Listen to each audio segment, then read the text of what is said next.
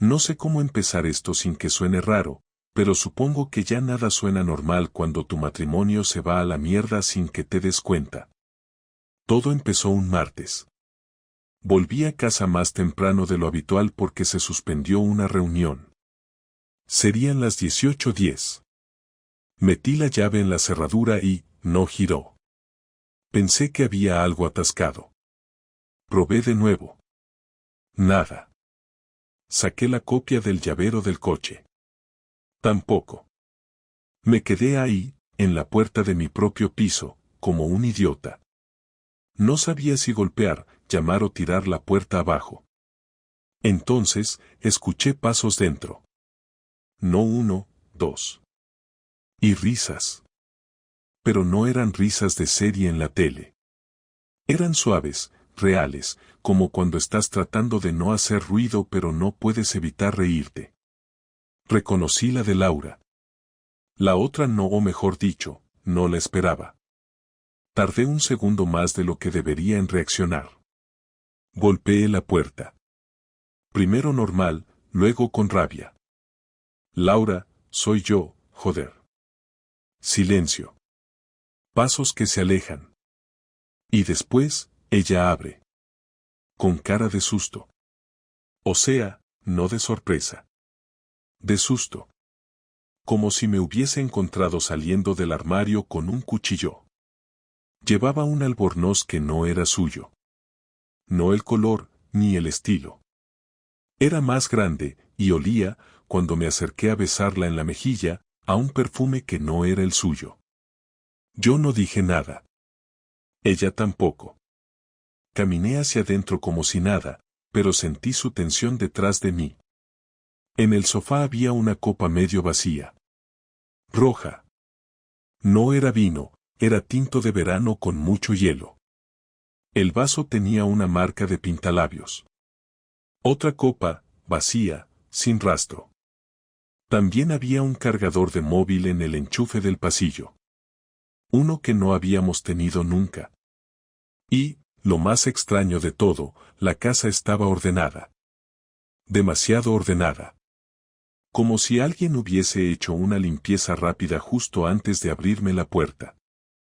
Como si alguien más hubiese estado ahí y se hubiese ido por el balcón. ¿Qué haces aquí tan pronto?, me preguntó, y su voz sonó nerviosa, forzada. Como si le pillaran copiando en un examen. La reunión se canceló. ¿Estabas con alguien? La miré fijo. Esperaba que dijera algo. Lo que fuera. Que sí, que no, que me importa. Pero nada. Solo se encogió de hombros. ¿Quién ha estado aquí?, insistí. Silencio. No negó nada. No explicó nada. Se fue al baño y cerró la puerta con llave. Y yo me quedé ahí, en medio del salón, sintiéndome como un intruso en mi propia casa. En mi propio matrimonio. Esa noche no hablamos. Se metió en la cama antes que yo. Apagó la luz. No preguntó si había cenado. No me deseó buenas noches. Nada. Y fue esa noche, tumbado boca arriba, mirando al techo con los ojos abiertos como platos, cuando lo supe, algo iba muy mal. Pero aún no sabía el qué. Ni lo grande que era. Al día siguiente todo siguió como si nada, al menos por su parte. Se levantó, se duchó, se vistió y se fue al trabajo sin decirme nada fuera de lo estrictamente necesario. Hay leche en la nevera fue lo único que salió de su boca. Ni una mirada, ni una explicación, ni un mal intento de suavizar la tensión que flotaba desde la noche anterior. Yo me quedé sentado en la mesa de la cocina, revolviendo el café con una cuchara como si estuviera esperando que de pronto me dijera lo que sabía que no iba a decir. Cuando cerró la puerta detrás de ella, agarré las llaves del coche y me fui. No al trabajo. No podía concentrarme ni 5 minutos con todo lo que tenía en la cabeza, así que conduje sin rumbo fijo hasta terminar en el aparcamiento del Decatlón, como si allí fuera a encontrar respuestas entre bicicletas y mochilas de senderismo. Estuve 1 hora dentro del coche. Pensando. No tenía pruebas, pero tampoco necesitaba muchas más. Laura no era actriz, y lo del día anterior no lo había sabido disimular. No había sido un malentendido, ni una discusión sin resolver. Había algo más, algo que me estaba ocultando y que ni siquiera se molestaba en negar. Esa frialdad, ese silencio repentino, no venía de un problema con el trabajo ni de una discusión tonta. Era algo estructural, como si ya hubiese tomado una decisión y simplemente estuviese esperando el momento en que yo también me diera cuenta para poder dejar de fingir. Decidí volver a casa temprano, y lo primero que hice fue revisar si faltaba ropa en los armarios, algo mínimo, un detalle. Pero no. Todo parecía en su sitio. La rutina seguía igual, las zapatillas estaban donde siempre, el albornoz en el perchero del baño, su cepillo de dientes junto al mío. Pero aún así, algo había cambiado, y no era una sensación vaga, era concreto, nítido, tan evidente como cuando entras a una habitación que ha sido ventilada después de algo que huele mal. El tipo había estado ahí. No tenía idea de quién era, ni cuánto tiempo llevaba esto ocurriendo, ni si era solo una vez o si había pasado ya muchas más veces, pero el hecho de que me hubiese quedado fuera de mi casa por una cerradura cambiada sin aviso era una señal tan clara como si lo hubiese encontrado desnudo en la cama. No lo hice, pero sentí lo mismo. Pasaron 2 días más. No mencionamos el tema. Ella se comportaba como si lo de la puerta nunca hubiese pasado. Yo fingía que estaba todo bien, pero la observaba en silencio. La forma en que respondía los mensajes en el sofá con una pequeña sonrisa, cómo se metía al baño con el móvil, el esfuerzo por no dejar su bolso abierto nunca. Ella siempre había sido despistada con eso, hasta ahora. Empezaba a tener pequeñas rutinas nuevas, como pasar por el supermercado a horas raras o salir a caminar para despejarse después de cenar, algo que en 11 años nunca había hecho. Una tarde de sábado, mientras nuestra hija dormía la siesta, me ofrecía llevarle el coche al taller para cambiarle las ruedas.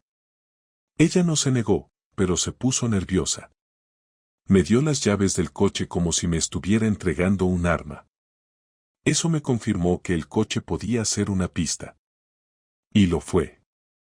En la guantera encontré una bolsa de tela, de esas promocionales que regalan en congresos o eventos. Dentro, un recibo arrugado de un hotel en Ávila, fechado una semana antes. Una sola noche.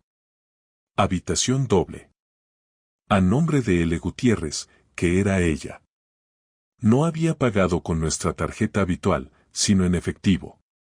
Esa combinación no dejaba lugar a dudas.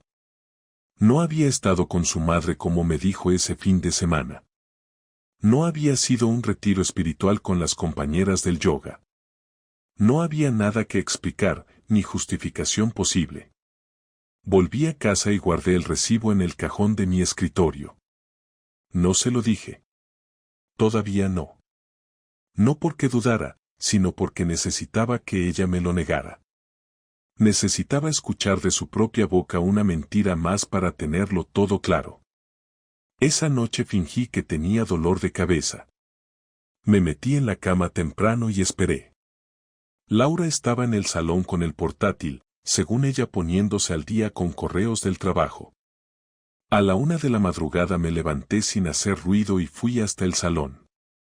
Estaba dormida en el sofá, el ordenador cerrado a su lado y el móvil sobre el pecho. Se lo quité despacio y me lo llevé al baño. No pude acceder a nada. Todo tenía contraseña. Ni huella, ni reconocimiento facial, nada. Solo código.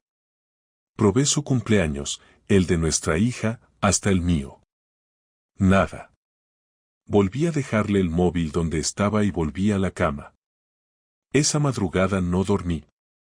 Me quedé mirando el techo como un idiota, esperando una señal de que estaba exagerando, pero ya no había vuelta atrás. Al día siguiente, ella se despertó como siempre, preparó el desayuno, besó a nuestra hija en la frente y se fue al trabajo.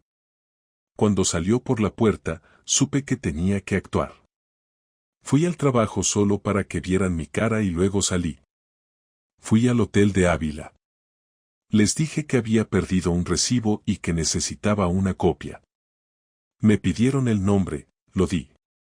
Y ahí estaba, Laura Gutiérrez, sábado pasado, habitación 204, entrada a las 19:42, salida el domingo a las 8:21. Pagado en efectivo. Pregunté si tenía acompañante registrado, me dijeron que no, pero que siempre había 2 personas en las reservas dobles y que ese día no fue la excepción. Que no podían darme más datos. No los necesitaba. Volví a casa con las manos temblando. Me senté en el sofá sin encender la tele. No lloré. Tampoco grité. Solo estaba ahí, procesando todo. Me costaba asimilar que mientras yo estaba bañando a nuestra hija, mi mujer estaba en una cama con otro. Mientras yo preparaba croquetas para la cena del domingo, ella regresaba del polvo más reciente que yo nunca tendría oportunidad de saber si fue en una cama de hotel o en el asiento trasero de un coche. Y lo peor, lo más jodido de todo, era que ni siquiera parecía importarle. No había culpa, no había un intento de ocultar su distancia, como si ya hubiese decidido que yo no tenía que enterarme o que, si lo hacía, tampoco iba a cambiar nada. Esa tarde me senté a escribir todo en un cuaderno. Cada cosa que había observado. Cada pequeña trampa que ya no lo era tanto. Hice un listado con fechas, lugares, sospechas. No era para un juez. Era para mí. Para no volver a engañarme pensando que podía salvar algo que ella ya había decidido enterrar. Y mientras lo escribía, tomé la decisión. Iba a enfrentarlo todo. No iba a esperar más. Necesitaba escucharla mentirme, verla justificar lo que no tenía justificación. Porque después de eso, yo ya no iba a estar ahí. El momento que llevaba semanas evitando llegó una tarde de viernes, sin haberlo planeado. No tenía discurso preparado, ni idea de cómo empezar, pero llevaba demasiadas noches callando lo que me hervía por dentro. Laura llegó del trabajo sobre las 8, cansada, con la misma rutina de siempre, dejando el bolso en la mesa del recibidor y soltando las llaves en el mismo cuenco de madera donde caían cada día. Yo estaba sentado en el sofá, con el recibo del hotel en la mano. No me levanté cuando entró, ni fingí estar haciendo otra cosa. Me vio, y lo primero que cambió en su cara fue la expresión. No miedo, no sorpresa, algo más parecido al fastidio de quien sabe que el momento incómodo ha llegado. Cerró la puerta lentamente y se quedó de pie frente a mí. Tenemos que hablar, le dije, con una calma que me costó mantener. ¿Otra vez con eso?, respondió ella mientras se quitaba los zapatos. Estoy agotada, Marcos, no empieces ahora. No voy a empezar nada, Laura. Ya empezó solo. Lo que quiero es que me digas la verdad. ¿La verdad de qué? No contesté con palabras. Le tendí el recibo. Ella lo miró sin tocarlo, como si fuera una cosa sucia. Cuando por fin lo cogió, no hizo el teatro de negarlo. Solo lo observó durante unos segundos y luego se sentó en el borde del sillón de enfrente. Se quedó así, sin decir nada, con el papel entre las manos. Yo esperaba una reacción, cualquier cosa. Una disculpa, una mentira, un insulto, algo. Pero lo único que dijo fue: no tenía por qué enterarte de eso. Fue como si me escupiera en la cara. Repetí sus palabras mentalmente varias veces para estar seguro de haberlas entendido bien. No tenía por qué enterarme. No era una negación, ni un intento de arreglar las cosas. Era aceptación fría, sin vergüenza. Entonces es verdad, le dije. ¿Estuviste allí con alguien? Sí, respondió sin levantar la voz. No te voy a mentir más, sí, estuve con alguien. Fue una sola vez. Ya está.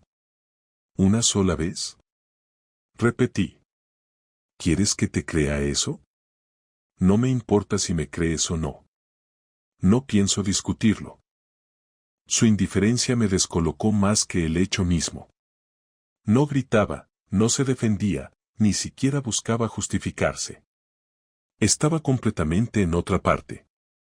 Me di cuenta de que no solo me había traicionado físicamente, sino que mentalmente ya no estaba conmigo desde hacía mucho tiempo. Intenté mantener el control, pero sentía un calor en el pecho que me subía a la cabeza. ¿Quién es? Pregunté, casi sin reconocer mi voz. No importa, dijo, y se levantó. No tiene sentido hablar de eso. Sí que importa, joder. Quiero saber con quién te acostaste, quiero saber con quién compartiste lo que era nuestro.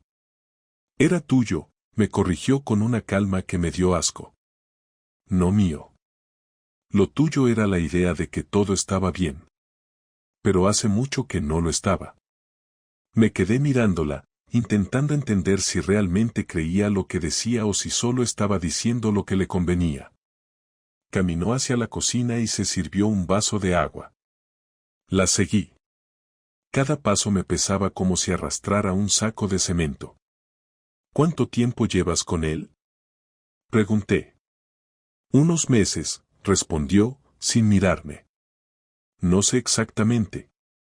No fue algo que planeara. Pasó y ya está. Yo tampoco lo tenía previsto. ¿Tampoco lo tenías previsto cuando me mentías cada fin de semana? ¿Cuándo me decías que ibas a ver a tu madre? ¿Cuándo dejabas a nuestra hija con mi hermana para irte con ese imbécil? No lo insultes, me interrumpió, por primera vez con algo de emoción en la voz. No tienes ni idea de quién es ni lo que pasó. Tienes razón, no tengo ni idea. Pero sé que mientras yo cocinaba para ti, tú estabas en un hotel. Mientras yo trabajaba para pagar esta casa, tú estabas en otra cama. Eso sí lo sé, y me basta. Laura dejó el vaso en el fregadero con un golpe seco. Se giró, apoyándose en la encimera, y me miró directamente. No lloraba, no temblaba, no pedía perdón. Estaba completamente en control, como si todo esto fuera una conversación sobre facturas. No quiero seguir contigo, dijo. No quiero seguir mintiendo. No te odio, pero no puedo seguir viviendo así. Me siento vacía desde hace años, y tú ni te diste cuenta. Todo lo haces por costumbre. Hasta besarme lo haces como si marcaras asistencia. No te diste cuenta, repetí, intentando no gritar. No te diste cuenta de que tenemos una hija, una casa, una vida. No te diste cuenta de lo que construimos porque estabas demasiado ocupada buscando excusas para destruirlo. No lo destruiste tú también, a tu manera, cuando dejaste de escucharme, cuando te volviste parte del mobiliario, cuando te convertiste en rutina. ¿De verdad crees que esto pasó de la nada? Esa frase fue como una descarga. No había gritos, pero cada palabra pesaba. Me di cuenta de que no iba a conseguir nada en esa conversación. No iba a confesar lo que sentía porque ya lo había decidido antes de que yo encontrara el recibo. No fue un error, fue una elección. Ella ya había cruzado esa línea y no iba a volver. Pero aún tenía algo que decirle, no para convencerla, sino porque necesitaba vaciarme por dentro. Si lo que querías era sentirte viva, lo lograste. Has matado todo lo que quedaba entre nosotros. No sé si te das cuenta de lo fácil que te ha resultado destruir 11 años con una sola decisión. Ni siquiera lloras, ni te tiembla la voz. Te da igual. No me da igual, contestó, pero ya no quiero fingir. No quiero seguir siendo una esposa que sonríe cuando está rota por dentro. No estás rota, Laura. Estás cansada de no tener lo que quieres, y en vez de hablar, te fuiste a buscarlo fuera. Eso no es estar rota, eso es ser cobarde. Llámalo como quieras, dijo, agarrando el bolso. Me voy a quedar en casa de mi hermana esta noche. ¿Y nuestra hija? Se queda contigo, claro. Mañana vendré a verla. No quiero discutir más delante de ella. No intenté detenerla. Escuché cómo se cerraba la puerta y el ruido del ascensor bajando. Me quedé de pie en medio del salón, sin saber si acababa de perder a mi esposa, a mi familia o a las dos cosas. La casa estaba en silencio, ese tipo de silencio que no es paz sino vacío. Fui al cuarto de mi hija, la vi dormida con su muñeco, ajena a todo, y me senté en el suelo. No lloré. No podía. Solo sentí una mezcla de rabia y resignación que me hacía temblar las manos. A medianoche sonó el teléfono. Era ella. No contesté.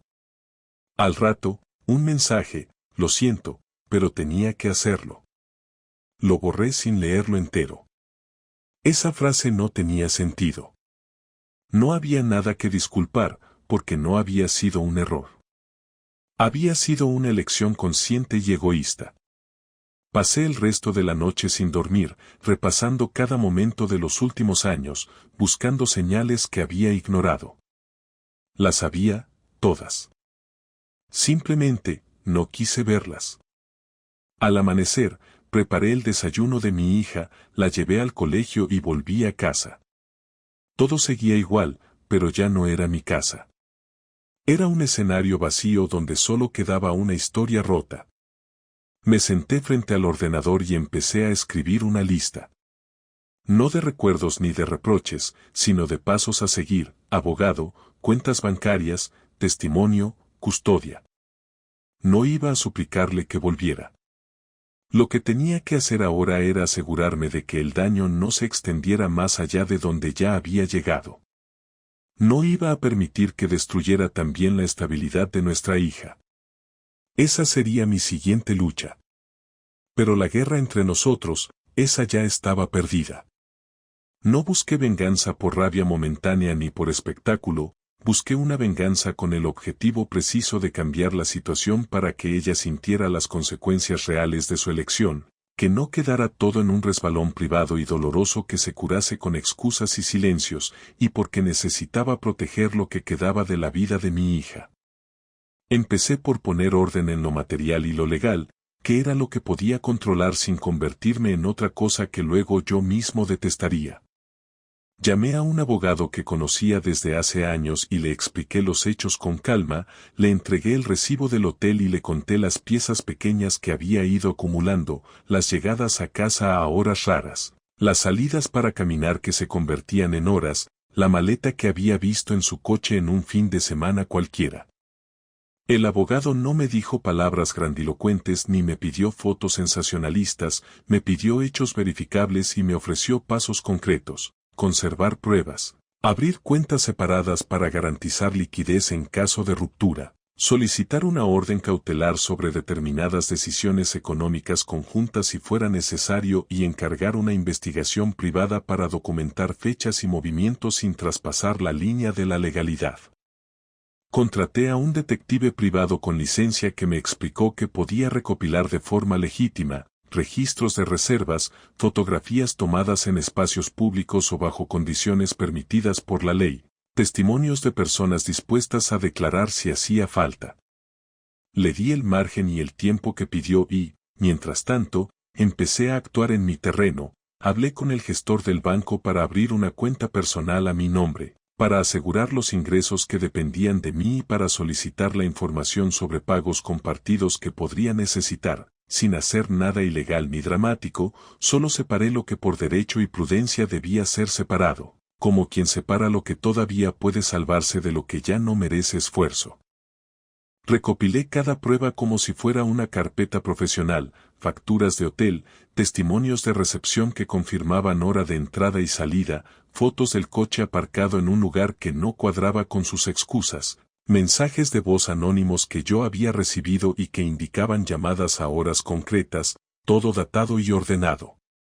Mandé esa carpeta en formato digital al abogado y pedí 15 copias impresas, no lo hice por rabia gratuita ni por humillación personal, Lo hice porque quería que su círculo próximo supiera la verdad y porque necesitaba que la empresa donde trabajaba supiera que había un tema que afectaba su conducta profesional, que no se trataba de un lío amoroso que quedaba en casa sino de algo que podría tener repercusiones en su rendimiento y en posibles conflictos de intereses si la relación afectaba a terceros en el trabajo. Hice llegar copias a su madre y a su hermana por mensajería certificada a primera hora de la mañana. Dejé otra copia en manos de una amiga íntima de ella que siempre había sido mediadora en nuestras peleas y a la que sabía que le dolería más la verdad prolongada que una mentira piadosa, y entregué 2 carpetas al Departamento de Recursos Humanos de la empresa donde ella trabajaba junto con una solicitud formal para que investigaran una conducta que podía afectar al ambiente laboral. Lo hice con calma, con la lectura previa del abogado, sin difundir imágenes íntimas ni buscar el morbo público, porque mi objetivo no era destruir por destruir sino generar consecuencias prácticas, que su engaño tuviera repercusiones reales en su trabajo y en su red de soporte familiar, que no quedara en algo privado y opaco que ella pudiera convertir en arrepentimiento silencioso cuando le conviniera. También entregué copias a 2 amigos que ambos compartíamos y que habían comenzado a mostrarse esquivos en las últimas semanas, no para que se mofaran, sino para poner en manos de quienes la conocían una versión documentada de los hechos, sin dejar que otros recrearan la historia a medias. La respuesta no tardó en llegar y no fue elegante, fue efectiva.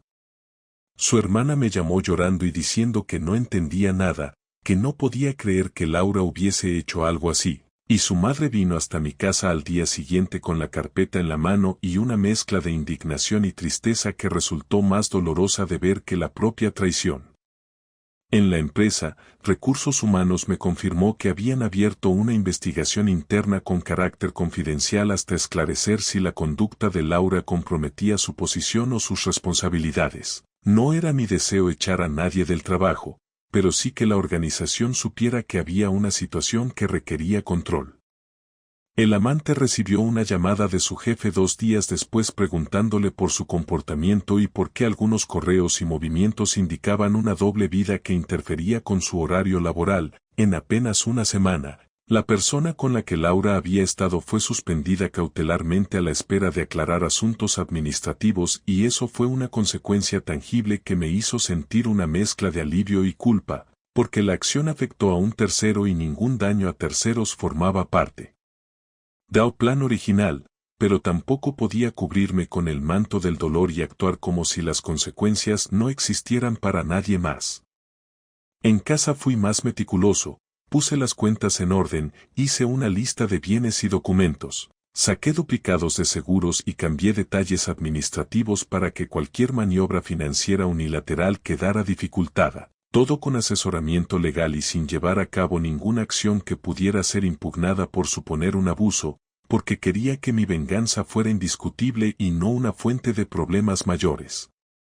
Cuando llegó el día de la entrega final, lo hice de la manera que me pareció más certera, no en una escena teatral, no en una madrugada violenta, sino con una carta certificada y un par de paquetes que recibieron su hermana y su madre, y con un acto público regulado que fue la presentación de la demanda de separación con petición de medidas provisionales para proteger a nuestra hija y al patrimonio familiar mientras se resolvía el proceso. En el juzgado, el proceso se abrió con la carpeta que llevaba el abogado. El juez escuchó los hechos y ordenó medidas cautelares prudentes que impidieran disposiciones patrimoniales sin acuerdo de ambas partes, y eso me dio el respiro legal que buscaba para no quedarme al albur de la impulsividad. Laura, al recibir la notificación de la demanda, pasó de la indiferencia a la alarma en menos de 24 horas, me llamó, me mandó mensajes, fue a casa de su madre y pidió explicaciones a gritos, y en público mantuvo la calma, pero en privado se quebró al ver la carpeta que había dejado en la mesa de su madre. No puedo decir que me alegrara de su dolor porque eso no es verdad, pero sí sentí una clarificación. Ya no era la víctima ni el acusado, era el que había tomado decisiones con consecuencia, y eso me devolvió algo de control que había perdido semanas atrás. No hubo escenas de película, no hubo humillaciones grotescas, hubo consecuencias administrativas y legales. Pérdidas laborales temporales para la otra persona implicada y una fractura en su núcleo familiar que yo no busqué multiplicar más allá de lo necesario para proteger lo que me importaba, que era la estabilidad de nuestra hija y la posibilidad de que, a partir de allí, cada decisión tuviera un precio real y no fuese solo un secreto que se podía enterrar. La venganza, la parte tangible de mi respuesta, fue dejar de ser espectador e instalar medidas que hicieran que sus actos pesaran en el mundo concreto, no solo en mi corazón herido. Eso cambió las cosas y a partir de ese punto la dinámica ya no la marcaría únicamente su indiferencia, sino también la existencia de una acción que exigía responsabilidades y que nos obligaba a ambos a asumir las consecuencias de nuestras decisiones. El primer mensaje que me mandó después de recibir la notificación de la demanda fue a las 2 de la mañana, un simple "podemos hablar mañana", sin signos de exclamación, sin explicaciones, sin disculpas. No respondí de inmediato porque no tenía ningún interés en tener una conversación improvisada, y menos aún en ese horario, pero al día siguiente, después de dejar a nuestra hija en el colegio, me senté frente al móvil y le escribí una sola frase: "Ven a las 5, solo tú, sin escenas". Sabía que lo haría, no porque quisiera arreglar nada, sino porque era la primera vez que el control se le escapaba por completo y necesitaba entender en qué punto real estaba todo. Necesitaba validar si las consecuencias eran tan serias como parecía o si todavía podía maniobrar emocionalmente para suavizar el impacto. Llegó puntual, sin maquillaje, con una expresión contenida, sin lágrimas ni rabia, pero con los ojos hundidos como quien no ha dormido en varias noches. Entró sin saludar y se sentó en la mesa del comedor como si no fuera su casa, como si no supiera ya dónde poner las manos. Yo me senté enfrente y durante un minuto completo no dijimos nada. Solo el reloj marcaba el ritmo, como si los segundos fueran más largos de lo normal. "No pensé que fueras a hacer esto así", fue lo primero que dijo, con una voz tensa pero firme. "Podías haberlo hablado conmigo". "Lo intenté. Durante semanas. Te sentaste enfrente de mí, mentiste, fingiste que no pasaba nada, me diste la espalda en todo. Y cuando te lo dije, no solo no negaste nada, ni siquiera te molestaste en disimularlo. Lo único que hiciste fue confirmar que ya habías terminado conmigo hace tiempo, solo que aún vivías aquí". "Eso no justifica lo que hiciste", contestó. "Mandar cosas al trabajo, a mi familia. No tenías derecho. Y tú sí tenías derecho a romper todo lo que habíamos construido y seguir actuando como si yo fuera el estúpido que no se daba cuenta. ¿Eso sí está bien? ¿Mentirle a tu hija, usar esta casa como tu escondite mientras te ibas con otro? No me vengas a hablar de derechos cuando ni siquiera tuviste la decencia de reconocer nada hasta que te puse un papel delante. Yo no quería hacerte daño. Pues lo hiciste. Y no por accidente. Lo hiciste con cada decisión que tomaste. No se te cayó el pantalón por error. No fuiste a ese hotel porque te equivocaste de dirección. Todo lo que hiciste fue voluntario. Y ahora, como las cosas tienen consecuencias, vienes aquí a decirme que no lo manejé bien. No lo manejé bien, Laura, lo manejé como lo haría cualquier persona que se hartó de callar". Ella bajó la mirada por un momento. Se notaba que estaba evaluando sus opciones, como si en su cabeza aún pudiera encontrar una forma de revertir el daño, de negociar algo. A mí ya no me interesaba negociar nada. No buscaba una disculpa, ni una explicación. Lo único que quería era que entendiera que ya no tenía ningún control sobre esta situación, que ya no podía definir lo que venía, que todo lo que habíamos construido juntos se había terminado, y que su oportunidad de enmendar las cosas no existía más. "No quiero pelear contigo, Marcos. No vine a discutir. Vine porque necesitaba decirte que, a pesar de todo, me duele cómo se están dando las cosas. No me arrepiento de lo que sentí, porque llevaba años vacía, aunque suene a excusa, pero sí me duele haberlo manejado como lo manejé. No supe cómo cortar nada sin destruirlo todo. Claro que lo sabías. Solo que no te importó. Lo sabías desde el primer mensaje, desde la primera cita, desde la primera vez que me mentiste. Sabías que esto iba a acabar así y aún así preferiste hacerlo igual. No vengas ahora con esa actitud de no supe cómo, porque supiste perfectamente cómo engañarme y mantenerlo todo bajo control. No me engañé solo a mí. Me engañé a mí también. Entonces peor. Porque si encima de mentirme a mí también te mentías a ti misma, ni siquiera tienes una versión clara de lo que querías. Y si tú no sabías lo que querías, ¿cómo esperabas que yo supiera qué coño estaba pasando? ¿Y ahora qué? Preguntó con un tono más bajo. ¿Qué vas a hacer con todo? Ya está hecho. El proceso está en marcha. El abogado tiene todo. No voy a pelear por cada mueble ni por cada cosa material. Solo me interesa mi hija y lo que pase con ella. Quiero la custodia compartida, pero bajo reglas claras.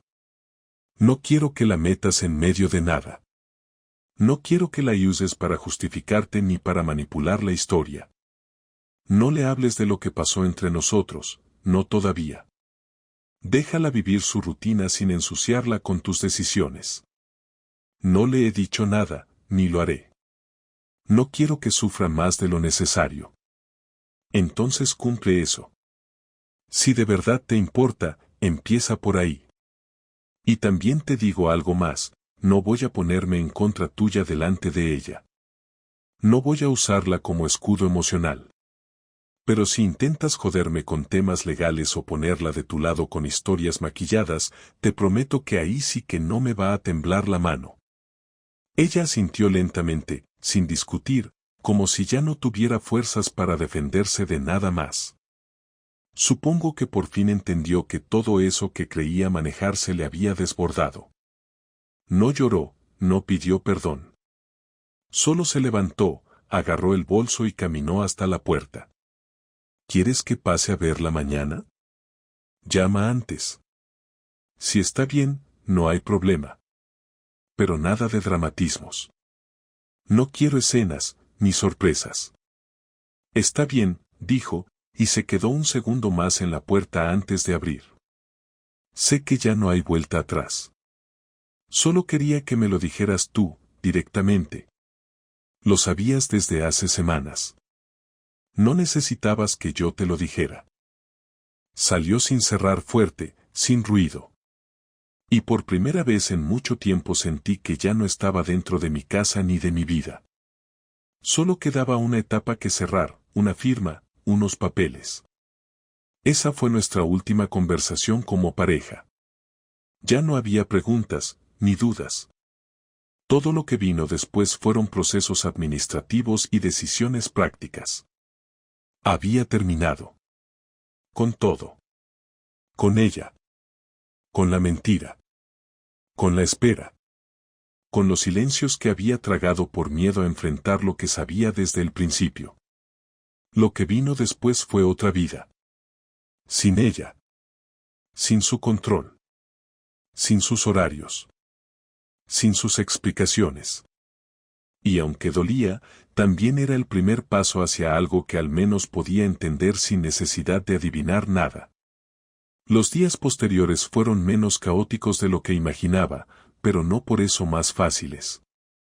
Me levantaba temprano, preparaba el desayuno para mi hija, la llevaba al colegio y volvía a casa para enfrentarme al silencio, al eco de una rutina que ya no existía. No había discusiones ni gritos, tampoco llamadas inesperadas, ni mensajes crípticos que me hicieran pensar que algo se ocultaba. Ya no quedaba nada por esconder. El proceso de separación avanzaba sin trabas mayores porque no había bienes inmensos que repartir ni intereses empresariales de por medio. Todo lo que importaba realmente era la custodia, y en eso, a pesar de todo, logramos ponernos de acuerdo de manera funcional. Custodia compartida, semanas alternas, fines de semana rotativos, decisiones escolares consensuadas. Lo básico, lo justo. Ni venganza emocional ni castigos envenenados. Solo un nuevo orden para una situación que ya no tenía arreglo. Durante el primer mes, Laura venía a recoger a la niña los días que le correspondían. Siempre avisaba, siempre llegaba a la hora. A veces intercambiábamos 2 frases educadas en la puerta, otras ni eso. Ya no había espacio para los viejos códigos que se crean en una pareja, ni siquiera para los nuevos.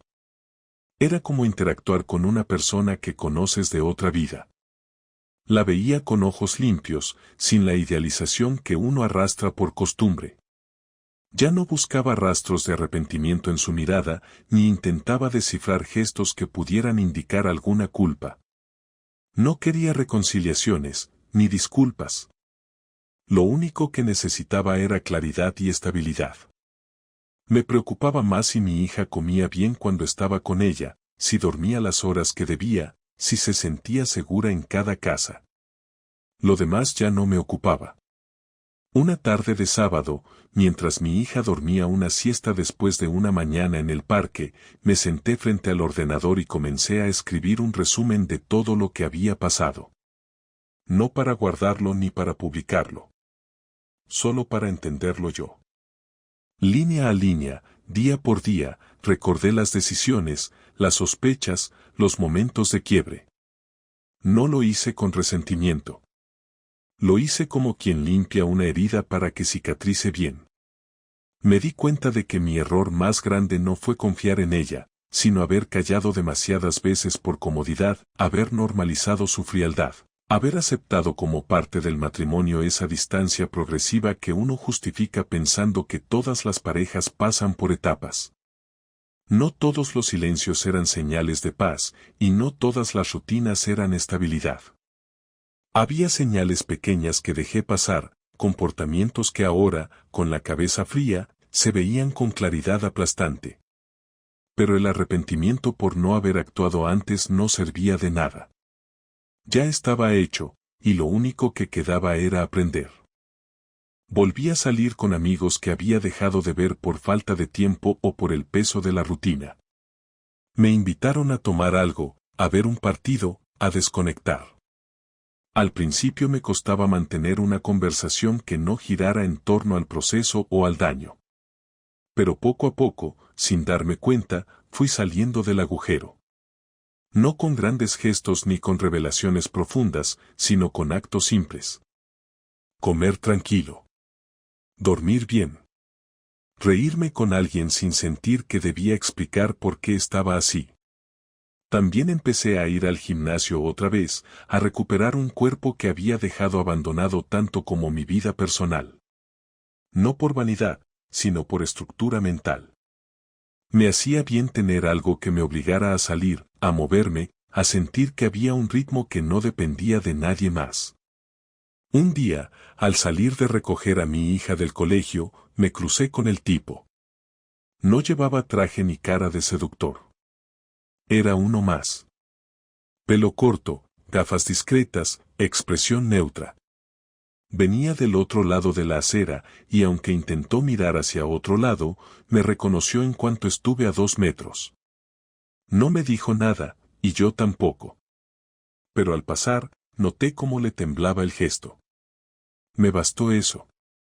No necesitaba empujarlo, ni insultarlo, ni decirle lo que todos ya sabían. Él también lo había perdido todo, o parte de ello, y en su cara no había soberbia, solo incomodidad. A mí me sirvió para confirmar que había actuado bien, que cada paso que di, aunque doloroso, fue necesario. La venganza no había sido un golpe impulsivo. Había sido una reestructuración de la realidad. Y funcionó. Con el tiempo, Laura cambió de piso. Se mudó a uno pequeño, no muy lejos, para facilitar los traslados. La niña se adaptó con una velocidad que me sorprendió, quizás porque nunca la dejamos en medio de los conflictos, quizás porque no le mentimos cuando nos preguntó si seguíamos siendo una familia. Le dijimos que ya no viviríamos juntos, pero que siempre estaríamos con ella. Y cumplimos. Nunca la usamos como moneda, ni como testigo, ni como arma emocional. Esa fue la única victoria verdadera. Laura y yo ahora hablábamos lo justo y necesario. El tono era neutro, casi profesional. No había sarcasmos ni recuerdos disfrazados. Solo información sobre horarios, tareas del colegio, pequeñas decisiones compartidas. La relación que quedaba era la mínima necesaria, y eso estaba bien. Hubo un día, después de casi 3 meses, en el que me llamó fuera del calendario habitual. Era tarde, casi las 11 de la noche. Dudé si contestar, pero lo hice. Solo quería saber si estabas bien, dijo, con una voz suave, sin adornos. Estoy bien, le respondí. Sé que no tengo derecho a preguntarlo, pero, a veces me pregunto si vas a poder perdonarme algún día. No hace falta, le dije. Ya no tengo que perdonarte nada. Solo seguir adelante. Tú por tu lado, yo por el mío. No hubo más palabras. Solo un gracias antes de que colgara. Y no volví a recibir una llamada así. Supongo que ese fue su intento de cierre. No buscaba volver, ni arreglar nada. Solo necesitaba decir eso. Y yo necesitaba saber que ya no lo necesitaba. Fue simple. Fue suficiente. A día de hoy no me interesa saber en qué anda, si sigue con él o no, si tiene remordimientos o no. No me afecta. No me importa. Mi vida sigue. Mi hija sigue creciendo, preguntando cosas, haciendo dibujos, dándome razones para estar entero. Tengo planes, proyectos, momentos simples que ahora valoro de otra manera. No soy mejor persona por lo que pasó, pero sí soy alguien más claro. No justifico más lo que me hace daño, no ignoro lo que me incomoda, no cedo espacio a quien no sabe respetarlo. Aprendí que la fidelidad no es solo física, sino también emocional, y que cuando alguien se va mentalmente de tu lado, lo físico es solo cuestión de tiempo. Aprendí que no todo se habla ni todo se arregla, que hay cosas que cuando se rompen no deben pegarse de nuevo, porque lo único que consigues es caminar sobre vidrios cada día. Y sobre todo, aprendí que cuando uno se elige a sí mismo después de haber sido invisible para alguien, ya no hay vuelta atrás. No necesito venganza. No necesito justicia. Lo único que necesitaba era claridad. Y ahora la tengo. La historia terminó. Y yo, por fin, empecé otra. Sin ella. Y sin lo que me dejó atrás.